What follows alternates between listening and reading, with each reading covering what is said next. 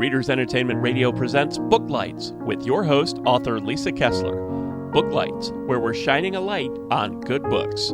Hello, everyone. Thank you so much for tuning in to Booklights today. We are in the heat of summer, so wherever you are, I hope you're staying cool. And today you're in for a treat because we are going to go swashbuckling with author Sebastien de Castell.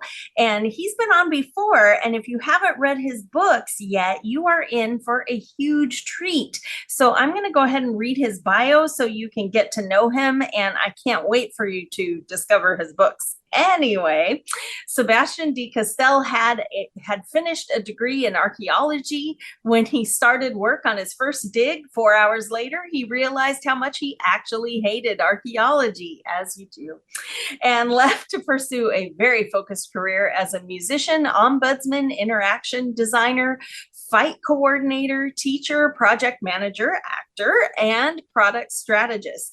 He sternly resists the accusations of being a Renaissance man in the hopes that more people will label him that way. His acclaimed swashbuckling fantasy series, The Greatcoats, was shortlisted for both the 2014 Goodreads Choice Award for Best Fantasy and the Gemmell Morningstar Award for Best Debut. It's Monday, guys. Sometimes my reading's off. The Prix Imaginales for Best Foreign Work and the John W. Campbell Award for Best New Writer. His YA fantasy series Spellslinger was nominated for the Carnegie Medal and is published in more than a dozen languages. Sebastien lives in Vancouver, Canada with his lovely wife and 2 belligerent cats. And you can reach him at his website. It's right there in the show notes if you want to click it and sign up for his newsletter or find him on social media. It's dcastell.com. And without any further delay, are you there, Sebastien? I am. Thanks so much for having me on, Lisa. Oh, thanks for coming on. I'm so excited about this book, mostly because as an author, I thought it was so cute that the title was The Malevolent Eight, and it's part of the Malevolent 7 series. So you want to tell us about the book? Yeah, well, for anyone who hasn't read The Malevolent Seven, if you've ever, I think every fantasy author kind of wants to write a fantasy version of the Magnificent Seven, the old classic Western. And so some of those vibes are there. Of course, it goes off in its own direction. It's about a band of kind of morally and emotionally bankrupt mercenary mages who go around blowing things up and swearing constantly, and occasionally, although accidentally, saving the world as they do. They're led by a character named a guy named Cade Ombra, who used to be what was called a paladin justiciar. He tried to sort of be a hero at one point. That didn't work out so well for him. He ended up becoming an infernalist mage, sort of buying spells from infernal demoniac beings in order to have enough power to survive and make a living. And in the Malevolent Seven, he and his band of misfit wizards end up discovering this giant sort of conspiracy that comes to fruition in the Malevolent Eight, where 2 supernatural forces, these sort of godlike armies that have been waiting millennia to find a place where they can actually have their great crusade and fight against each other, have finally found the perfect battlefield, which unfortunately is the mortal realm. And so Cade and the Malevolent Seven are determined to have peace at any price. And their solution is to just kill as many people as they need to in order to bring about peace and civility once again. Peace through annihilation. Exactly. It's, I think we've all kind of wondered at some point, when you see sort of wars break out, it's very easy to kind of associate wars with individual people, if only those leaders or that government. And so Malevolent Eight, we sort of get to see a little bit about what happens when your notion is, well, if we just go kill all the generals, then there won't be a war. And of course, as one can imagine, it doesn't quite work out that way. But What? there's some good Their times along perfect the plan way. wasn't perfect? Exactly. Well, it's funny because it's a struggle I think we all deal with when we look at the world. Like, we all know, I think most people are conscious that war is a horribly destructive practice. It rarely Right. produces good results, and yet it keeps happening. And I think all of us sort of struggle with, what are we supposed to do in the face of that? Um, Right. so I never set out to write a book based on current political events, but somehow every book sort of brings in with it the things that the author is seeing out in the world, and Malevolent Eight is no different. Oh, nice. Well, when you wrote so I'm still caught up on the numbers, but when you Yes. wrote the Malevolent Seven, did you know you would be writing the Malevolent Eight? Well, so this is a bit of inside baseball, but if your listeners are at all interested in the strangeness of the publishing industry, when I started out, my first book came out in 2014. It was Trader's Blade. It was the first book in the Greatcoats quartet. And at that time, prior to that, every time you signed a book deal as a fantasy author, it was usually a trilogy. And then all of Right. a sudden it was quartets. They always wanted four books. And the reasoning is that, every time a new book comes out on the shelf in the stores, people who maybe hadn't seen or read the first one would go, oh, well, this is interesting. I'll go get the first one. What sort of happened since then is that things like Netflix and streaming services have created kind of a culture of binging. In other words, people go, well, if I'm gonna read a book or watch a TV show, I want to kind of I do it want the all of whole it. series. Yeah. Yeah, which is horrifying for publishers. And it's funny because we have all the different entertainment industries are always changing, but they change at different speeds. So for example, a lot of things that happen now in books with certain kinds of consolidation happened before with the music business. Right. And in the case of binging, of course, that's something that the comic book industry faced a long time ago and has never really recovered from, which is that once collections of comics came out, you could buy like one book that had 12 comics in it, had that, like the whole Right. run or something, or you'd buy multiples of these and eventually you'd have the whole run. People stopped buying floppies, like the individual issues. They'd go, well, I'll wait till it's out. But then what would happen is Right. nobody buys the early issues, and so the series gets canceled. So you have all these incredible kind of stories and comics that sort of died out. So in the publishing business now, it's very much the world is very much about what everyone wants are what are called standalones with series potential. Yes. Uh, and so Yes. I've heard that.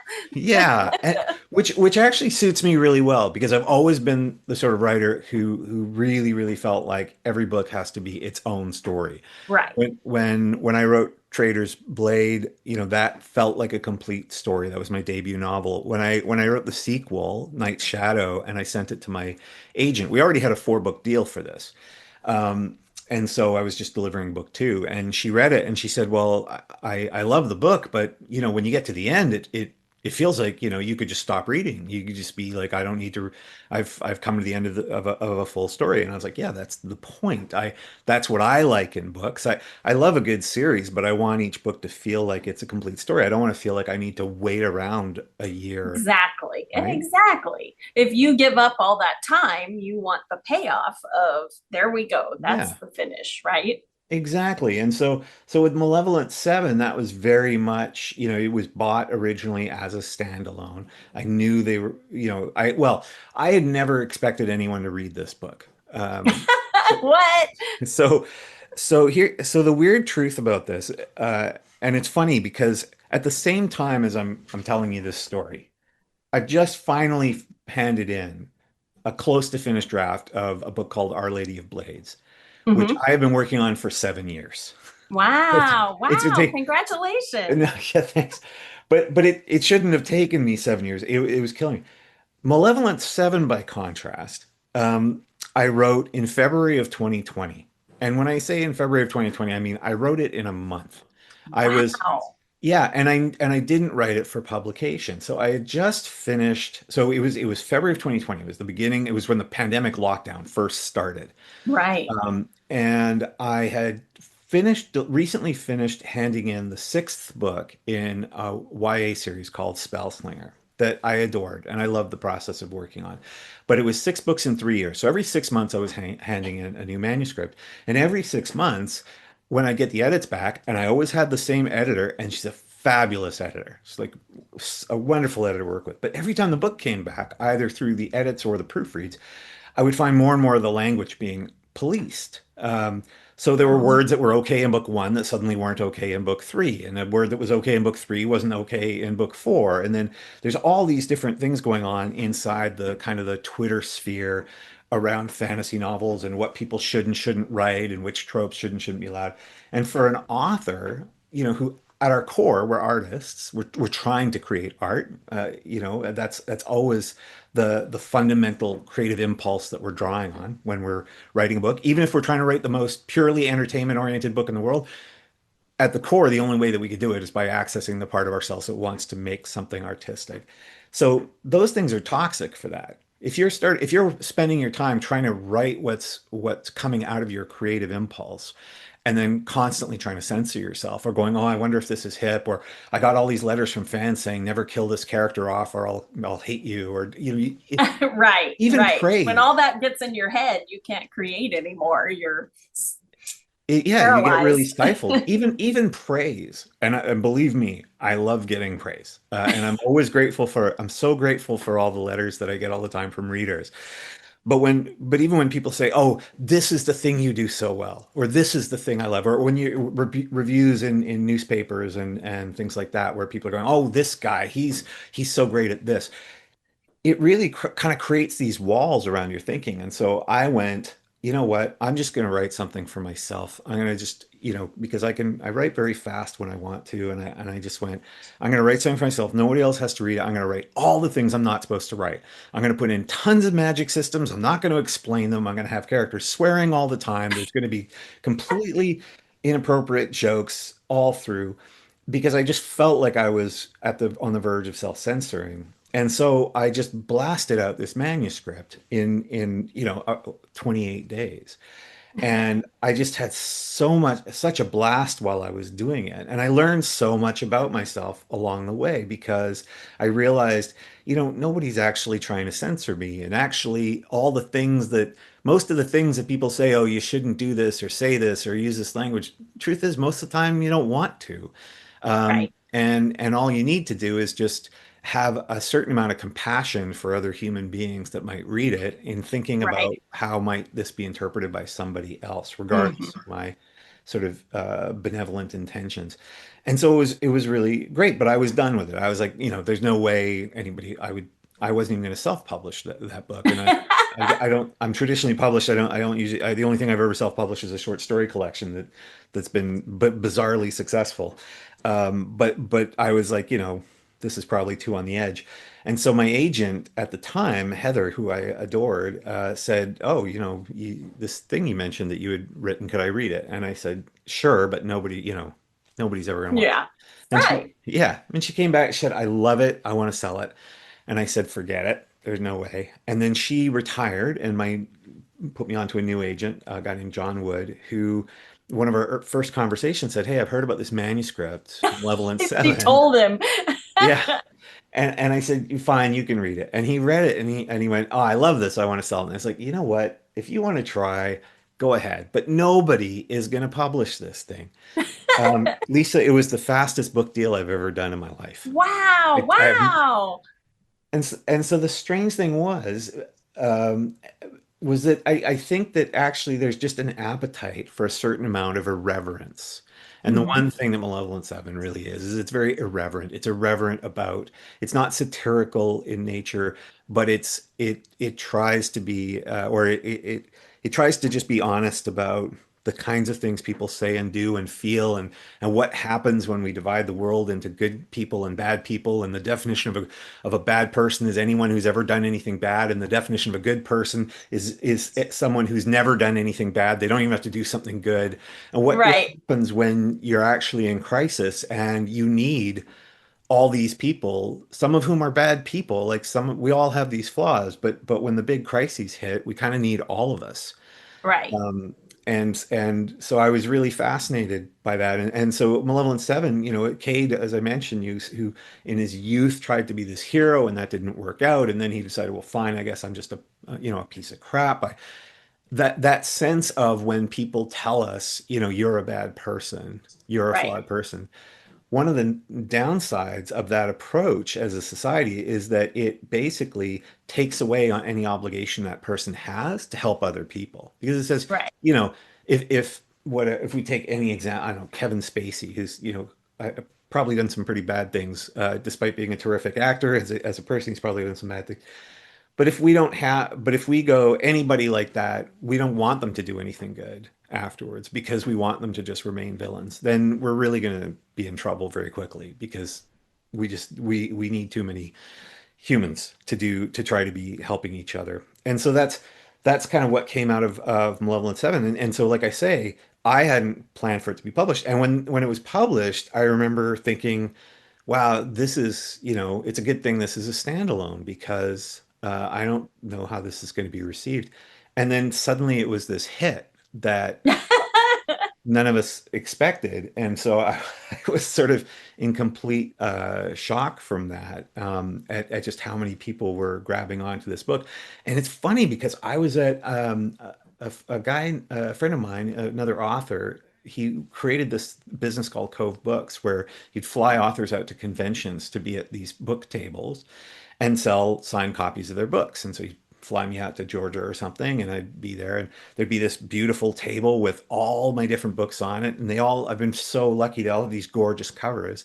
Right. And I'd be standing there at these Comic Cons and things like that, and watching all these people who'd come by, and they'd all go straight to Malevolent Seven and be like, what is going on? And I realized like part of it is just, the tagline, and I don't usually have taglines on my books, but the tagline is "Think you know wizards, think again."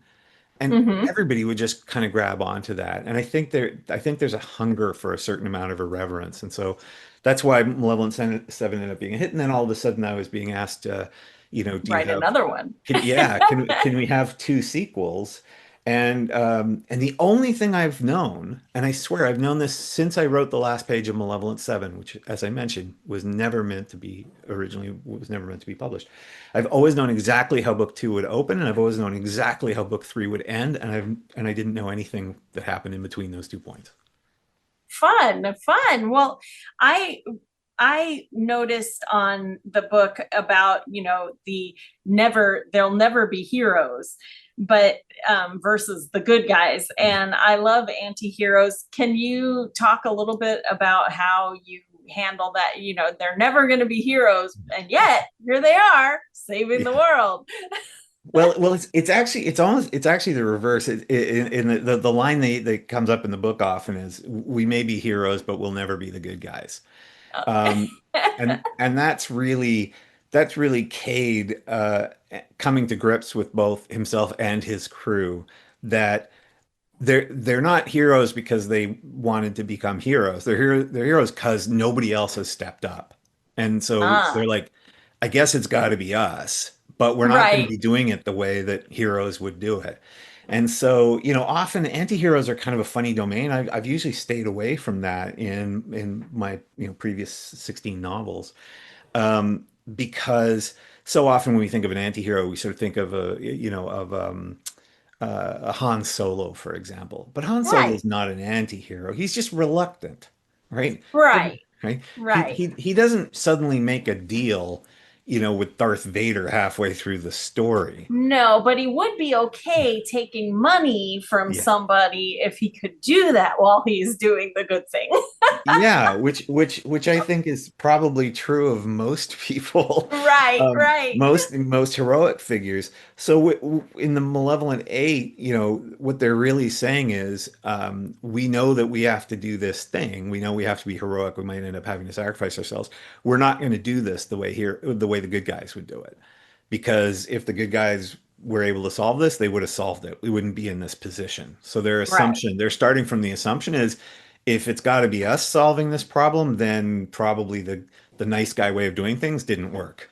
Um, right, right. So so we're going they're to get our anti-heroes way. in that sense. Yes. Yeah.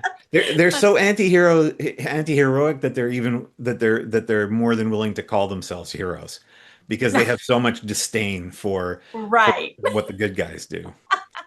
I love it. Well, when you were writing this book, so this is book two, right? That's right. And there's going to be one more? Yeah, Malevolent Nine comes out next year. Ah, Fun. Well, did you have like, I mean, without spoilers, did you have a favorite scene that people should look out for in the book? There was this strange thing that happened when my agent told me that, oh, the publishers want two sequels, or they want a sequel, and I said, sounds good, go ahead and get a contract. And he said, well, you have to write a proposal. And I was like, why would I write a proposal for a book, for a sequel? I mean, they know what the first book was, and the only reason anyone Right. wants a sequel is because the first book was successful. And he said, well, that's just how it's done, but you don't have to do it right away. You can take your time. And I got off the phone and I said, forget it. I'm going to write this thing in an hour. And that's because I, writing proposals is not a fun process for a No, novelist. not fun. As you probably know, it feels like all you're doing it's like being a defendant in a murder trial, but you're the one who has to compile the evidence for the prosecution. Like, Right. tell me show me all your weaknesses. And so I wrote this proposal that was just so absolutely absurd, borderline offensive, uh, that it literally I insulted the reader, like the publishers, while in the thing. Not, and even though I love my publishers, I have nothing but respect for them and the things that they do. But I was just like mocking everything in sight. And then I realized that, oh, I need another character for this. As I'm writing this weird treatment that reads like a kind of a horror Western Hollywood treatment in the beginning, set in the desert, and there's these angelic beings that are being tortured by demons, and then the malevolent seven come in, and the demons that are torturing the angelics are sort of, threaten them, and then so the malevolent seven kill off all the demoniac beings, these infernal beings, and then the angelics are like, oh, this is wonderful, this is proof that the Lord Celestine are going to win the Great Crusade, and we're going to take over the earth and make it righteous. So then the malevolent seven kill all the angelics too. Um, and I thought this is just all absurd. And I realized, oh, I needed another character for this. And I literally like let the first thing that came to mind end up on the page. And so I just described this seventh character and go, and then there's Temper, who looks like a 7 foot tall kind of almost rabbit creature, except his ears are shorter and his fur is really short. And instead of a bushy tail, he's got this long tail that he wraps around the necks of his opponents and then punches them to death and then drinks the blood from their pulpy skulls. And he went, yeah, it's a vampire kangaroo. Get over it. And so, and that was the birth of Temper, the vampire kangaroo from another plane of reality. Kangaroo. I love it. Um, and so there's a scene that I quite like where the first time Temper speaks, because I limit his entire vocabulary in the book to a single word, and it's a completely offensive word. So I won't say it on air. But it's a swear word. It's not like offensive in that it's hurtful to someone. But that's the only word he uses the whole time, and so it's all about the moment where he first speaks. And so yeah, I love that scene. But Does he say his one word with inflection like I am Groot, you know? it's there's a definite I am Groot vibe to it, because he says it all different ways, and every time Right. you can Yeah. kind of tell what he means because of the way he uses it. So it was just tremendous fun. But everything in that book was just bizarre fun for me to write. There's a whole sequence where early on in the book where Kate and the Malevolent Seven are basically captured by what are called the Lords Devilish, which are the kind of the rulers of this infernal realm. And it's not like a heaven and hell sort of vibe. Like, it's not rooted in Christian mythology. The auroral realm, which is what most people would think of as good, are actually very much about rules, and everyone's Hmm. ignoring rules. The infernal realm isn't so much about evil as experience. They think that you should experience everything, every temptation, every emotion, right? And so that naturally brings them into conflict. But at one point, Kate and the Malevolent Seven are captured by the Lords Devilish, who are the rulers of the infernal realm, and they sort of go through this weird torture that Cade then gets the upper hand on. But then later in the book, I was writing, and Cade suddenly gets captured because there's a secret he's been keeping from everyone, including his comrades, that causes him to get kidnapped by this other being that is called the Pandoral being, and his acolytes. And I realized, oh God, there's going to be another torture scene here, and how many torture scenes could you possibly need in one novel? And so I literally, because it's first person narration, Kate tells the reader, and then I knew the first thing that was going to happen was I was about to be tortured. But you probably don't want to hear about that, so let me tell you about how the kangaroo came to exist. And so there's this whole chapter where he's describing like how it happened that he accidentally conjured a vampire drank kangaroo from another plane of reality. And then at the end of that chapter, he goes, but for now, let's get back to the torture scene. I said that you weren't going to have to endure, but now I think you should. And so then all of a sudden, there's this absolutely bizarre scene where he's telling the reader about the different ways you can resist torture. And he talks about the three conventional ones, which Hmm. is first, if you condition the body to be resistant to torture. The second is if you have a cause, something that you believe in so much that it gives you the moral strength to continue. The third is to try to form a bond with your tormentors to try to kind of make them see you as human. And he immediately goes, and I didn't think any of those things were a good idea. So I went with number four, where he describes the fact that torture is always an absolutely terrible way to coerce anything out of anybody. People who are Right. being tortured lie continuously. They stop Like being able to whatever. remember what's true. They'll say, and so he says, so the only reason anybody tortures anyone is because deep down they like it. And so he goes, so Mm. your job as the captive is to make it as unpleasant for them as possible. So he's like, so instead of resisting the urge to scream, just scream constantly. And so it just launches into him, and he's crying and screaming and crawling in his own filth and saying all these terribly embarrassing things. And then he literally at one point tells the reader, I wasn't sure whether I should get into butt stuff, but then I thought, what the hell, these guys are pissing me off. And and you have to remember that when I'm writing a book like this, there are other people involved in the process. So I have an assistant who will generally read each chapter as I write it, and she's in the Mhm. UK, and she'll send back notes, like, and so I'm like, okay, well, if I've gone too far, she'll let me know. At the Right. end of each week, or at the end of each act of the book, I'll send it to my editor, the legendary Joe Fletcher, who's worked with me since my first book, Trader's Blade. And I was like, all right, well, Joe's going to catch this, and she'll tell me that, all right, you've gone too far. But nothing happened. And then at the end, I was like, okay, well, I send the whole manuscript to the publisher, and Perry, who's wonderful and thoughtful, and she knows what works and what doesn't. And I thought, all right, well, this is going to This be a is weird where they say conversation. nah. She wrote me back after reading it, and all she said was, I have no notes. I love this book. It's great. And she had all these stories she was telling me about other books. And I was like, what? And I wrote back and I was like, did you miss the scene where he says all these terrible things, as he's being tortured? And hopefully I'm not saying anything out of school, but she wrote back and said, oh dear, we publish romantasy. There's way worse stuff in there. So. So yeah, so Oh, all of it was kind of a blast to write, and hopefully a blast for people to read. yeah. Oh my gosh. It sounds fantastic. So, people can get the books everywhere, but I did notice there's a hardcover release coming, right? That's right. Yeah, the release schedules are so odd these days because I don't know if most people probably don't know this, but the UK actually moves quite quickly in terms of publishing. So, often, you can deliver the book and a few months later it can be on shelves. The US is much more protracted as part of that process because of the distances and shipping and printing times and things like that. And so even though the book has been out in audiobook and in ebook in North America, the hardback, comes out on August, I think, 26th. Oh, very soon. Yeah, so I'll be doing a book tour that starts here in Vancouver at the wonderful White Dwarf Books, one of my favorite bookstores in the whole world.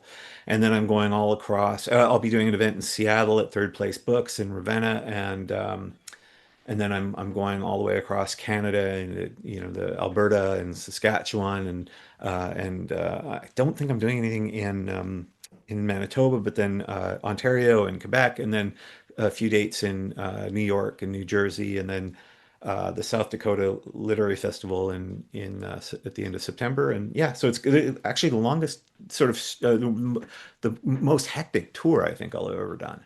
Wow, very cool. Well, if people go to your website, will they be able to see where you're going so that they can meet up and get their book signed?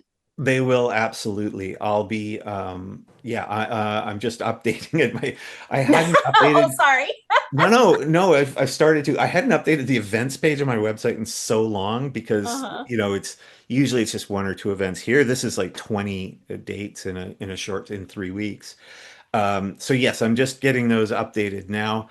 But yeah, they'll be on the events page. So decastel.com/events. They'll be on social media at various places, and hopefully people will be seeing it on their social media feeds as people share it, hopefully. But yeah, I love one of my favorite parts of the job is getting to just meet readers and sign books. And my wife got me a gift once, which is this embosser. So that I can, when I sign books Oh, in very person, I can cool. emboss them, and they look lovely. So it makes a lovely sort of, artifact. Keepsake. Yeah, That's right. yeah. Well, that's so cool. And speaking of social media, when people read the book and they're excited, where can they find you? Where are you most? Sure. So the best place to reach me is always going to be my website. So decastell.com. So decastell.com. If they just look me up online, though, I'm super easy to find. And then I am on Twitter, or X as it's called now, at decastell, and on Blue Sky and Instagram and Facebook. And I am not on TikTok, so you're welcome, universe. Um, I I always laugh because TikTok's very popular for Right. Book books, and I talk was is like, a big deal. Yeah. I just don't think that a platform that's really whose lifeblood is really enthusiastic is teenagers with a lot of things that they're exploring and sharing with one another. I just don't think that platform needs like a 57-year-old, you know, fantasy author dancing to something. Right, right. Trying to do So. the latest dance trend. Oh my God. Yeah. No, I'm all, although I am now a ballroom dancer. So, um, Hey, yeah, very nice. You could totally put that on TikTok. And also, I know that you're like a swashbuckler. So, I mean, show us sword play I know a little things. bit of my friend Miles Cameron, who's a quite a legendary fantasy author. He's a proper swordsman. And so he's always threatening that the two of us will have to do a sword fight in public at some point. I keep trying to remind him that it's been like 20 years since I was actually fencing very much. But in my heart, I know I'm secretly incredibly fast and talented. So I'm sure I'll Yes, be just fine for when it comes. sure you'll be fine. Have the duel. Yeah, exactly. Well, thanks so much for being on today. It was so great chatting with you. And everyone, be sure to go out and get the Malevolent Eight. It will be out in hardcover the end of this month. And go check out Sebastian's website to see if any of his book signing events will bring him to you. So thanks again for being here. Thank you so much for having me, Lisa. It was really fun to talk to you. Thanks for joining us on Booklights. Be sure to connect with us at www.readersentertainment.com for articles, blogs, videos, and podcasts that matter to readers.